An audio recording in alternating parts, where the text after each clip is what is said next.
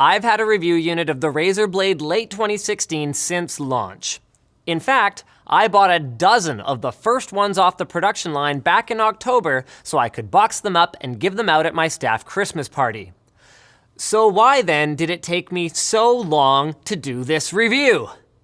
Because I was waiting for a very special blade, a one-of-a-kind signed LTT edition blade that will soon be in the hands of a very lucky winner who graciously agreed to let me showcase his beautiful prize in my review before sending it along. So here we go.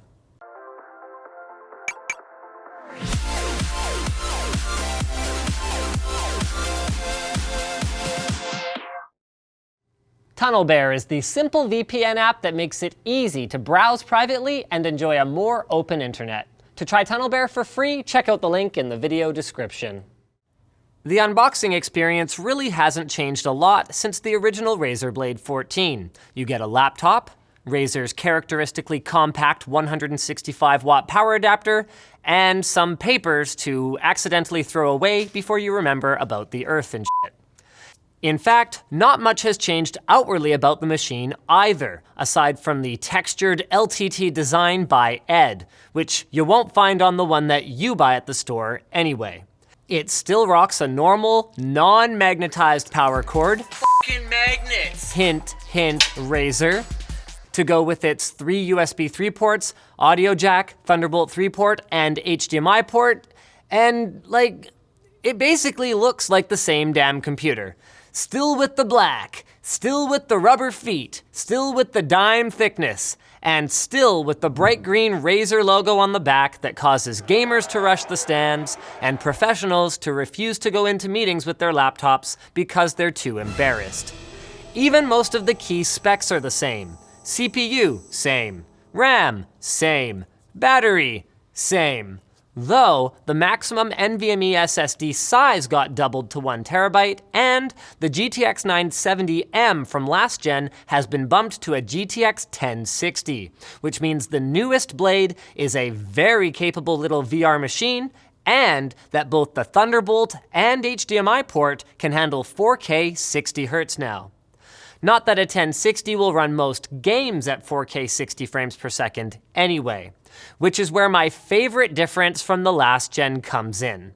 The blade is now available with a glass-topped 3200 by 1800 touchscreen or a matte 1920 by 1080 non-touchscreen that's cheaper, saves a little battery, avoids any issues with poor resolution scaling in Windows, and translates to up to double the frame rate in games.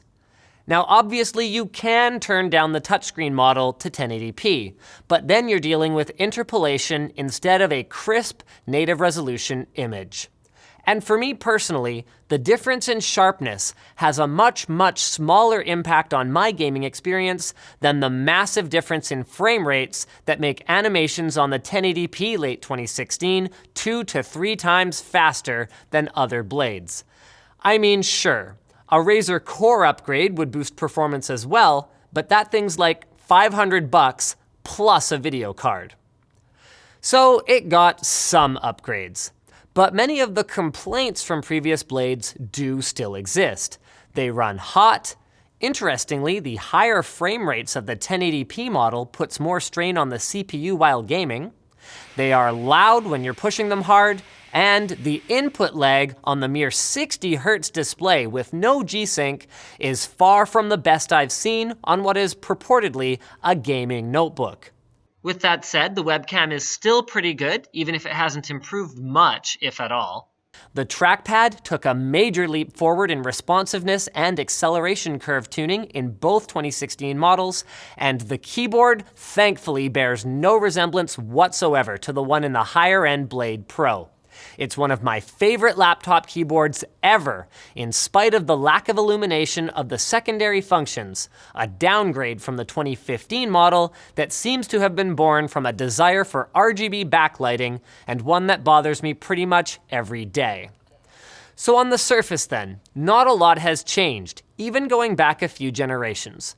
But when you look closelier, Razer has been absolutely refining the experience, with the improvement to surface temperatures of the device during use being one of the most noticeable day to day. And while the Blade has been good enough for a while for me to use as a work first, game second kind of person, it wasn't until this generation that it was good enough for me to spend real money on it, dropping over 25,000 US dollars on these machines for my entire staff.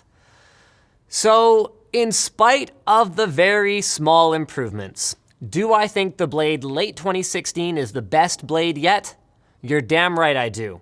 Let's just hope that they don't trash the 2017 model by putting that awful keyboard from the Blade Pro on it.